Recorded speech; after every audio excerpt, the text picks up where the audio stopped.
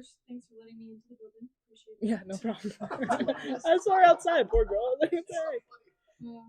And then next, what was the best part about your off season? Oh, spending quality time with family and friends. Definitely, just being home. Then what are you most excited about going into this season? I'm really excited for preseason this year. I'm looking forward to the group that we have. We have a bunch of great women, so I'm really excited to spend some more isolated time with everyone.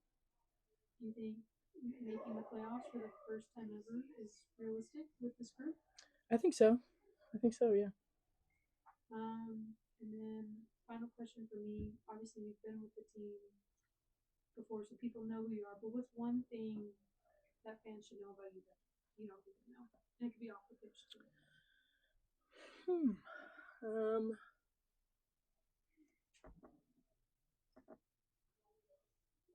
I would say that I'm loud. They'll hear me. That's a warning more than a let you guys know.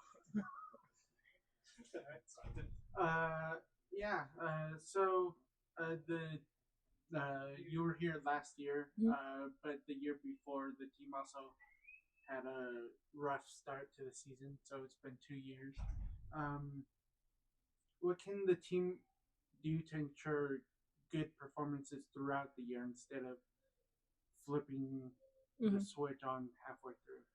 Yeah, we talk about it a lot. We're not sure what clicked halfway through the season and why we performed so well the second half as opposed to the first half. But I can say just in the first 4 to 5 weeks, we've already started off stronger than I could say we were last year. So that's a promising aspect.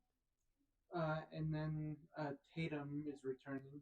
What does it mean to get her back on the pitch? Oh, she's a legend. Everyone in this building is totally behind Tatum, and we're just happy to see her back on the field in practice. And then my final question, what message do you have for the fans? Oh, we love you guys so much. Without you guys, we wouldn't be able to do what we do. So.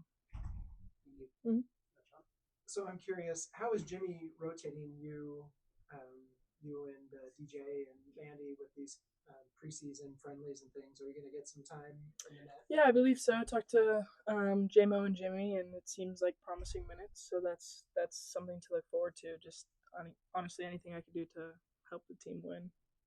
And I'm assuming you're anticipating some time in the net. Mandy's got camps and things that I don't know if the same holds true for you this year, but I mean, are you anticipating that we're going to see you in net quite a bit this year? I mean, I hope so. Everyone wants to play, right? But again, it's what's best for the team at the time versus that opponent. So I trust our coaches. One more kind of point in Mandy. So she's part of the PA. She's a representative from the club. And feel free to say pass on this if you don't want to. But do you talk much about with HIP coming in and some of the things that are the way that it's structured, where you get one keeper to 11 field players within that new thing? Do you talk about it much as a keeper unit? And how do you feel about her advocating on that level for you guys? Like I said, I trust Mandy. She has not only her best interest, but the team best interest. So yeah, she's holding that position for a reason. So I trust her.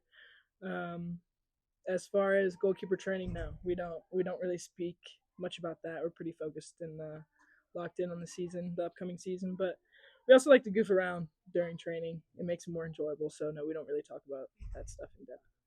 Well, thank you. Yeah. Hope to see you in the net. Me too. A little bit on that note, it seems like you and Mandy have a really good relationship, which can be tricky sometimes because she had an incredible year last year, kind of broke in with the national team, all of that. But how do you guys kind of remind yourself of being like, yes, we're competing with one another, but also we're on the same team, because you do seem to have a very good team personality.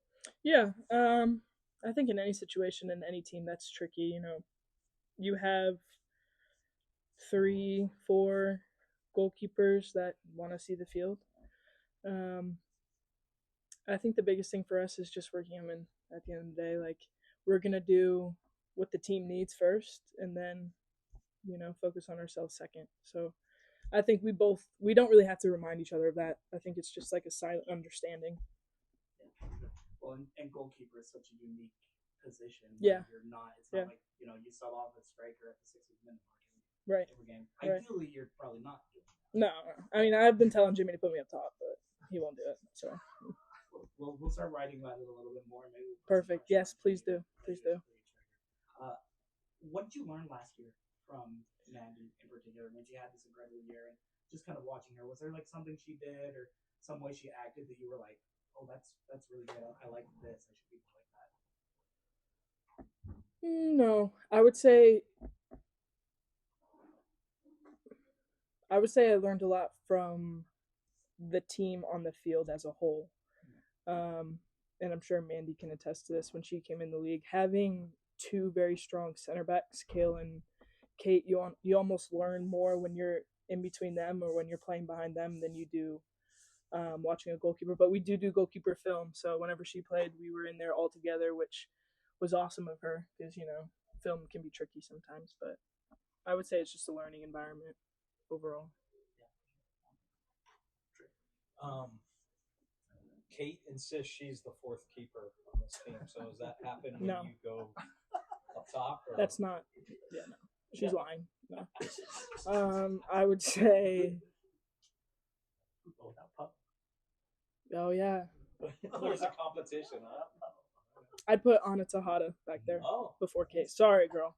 Love you, but no. Speaking of that, I guess what's the wildest kind of emergency substitution situation you've seen in your career that necessitated somebody getting between the posts? Oh, gosh. I haven't.